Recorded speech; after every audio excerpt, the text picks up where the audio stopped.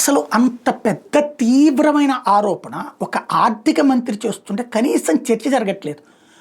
శభాష్ తెలంగాణ అనాలి. ఎందుకంటే తెలంగాణలో ప్రతిపక్షం ఆరోపణ చేస్తే అధికార పక్షపు వెర్షన్ తీసుకుని వేస్తున్నారు, ప్రతిపక్షపు వాయిస్ కూడా వినిపిస్తున్నారు, అవసరమైతే వాళ్ళు ఇంటర్వ్యూలు కూడా చేస్తున్నారు, దాని మీదన జాగ్రత్తగా స్పందిస్తున్నారు.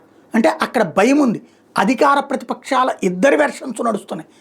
ఆంధ్రాలో దరిద్రం ఏంటంటే మేము ఏదో ఒక పార్టీని కొమ్ము కాస్తాం, ఆ పార్టీకి అనుకూలంగా ఉండే వార్తలు వేస్తాం, ఆ పార్టీకి వ్యతిరేక వార్తల్ని చంపేస్తాం, అసలేంటో అసలు ప్రజలకి నిజాన్ని తెలియనియం.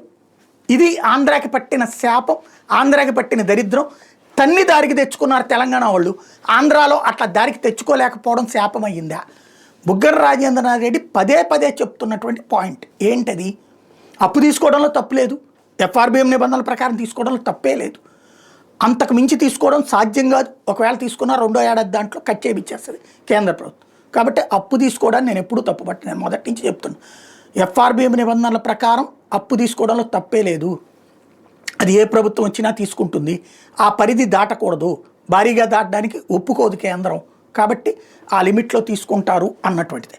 కాబట్టి నేనైతే అప్పు విషయంలో ఫ్రమ్ ద బిగినింగ్ జగనైనా బాబైనా ఇష్యూ అయితే అప్పుడు తప్పు చెప్పింది 14 లక్షల కోట్లు, 14.5 లక్షల కోట్లు తప్పు. వీళ్ళే చెప్తున్నారు 10 లక్షల కోట్లు అని. రికార్డులో 7.5 లక్షల కోట్లు చూపెట్టారు. అది తప్పు కదా, పచ్చి మోసం కదా, అది పక్కన పెడదాం. దాని పక్కన పెడితే బుగ్గన రాజేంద్రనాథ్ రెడ్డి ఏమంటున్నారు? కీలకమైన ఆరోపణ చేస్తున్నారు. ఏంటి? అప్పు తీసుకున్నది ఇప్పుడు మైనింగ్కి సంబంధించినటువంటి అప్పులు కావచ్చు, కొన్ని ఏవైతే ఈ బాండ్లు జారీ చేశారో వాటిట్లలో ఆ డబ్బులు రికవరీ నేరుగా రిజర్వ్ బ్యాంక్ లోన్ పరిమితిలో నుంచి తీసేసుకోవడం. అంటే ఈజీగా అర్థమయ్యే భాషలో చెప్పాలంటే ఇప్పుడు ఎఫ్ఆర్బిఎం నిబంధనల ప్రకారం మనం 3% లోన్ తీసుకోవచ్చు. ఏది?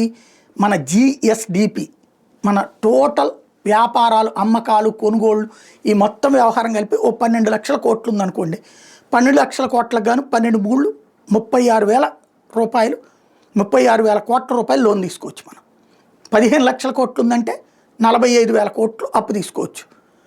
ఇవి ఇదివరకు అయితే కనుక కార్పొరేషన్లకి షూరిటీలు లేకపోతే వేరే షూరిటీలు ఏవైతే ఉంటాయో అవి వేరుగా ఉండేది.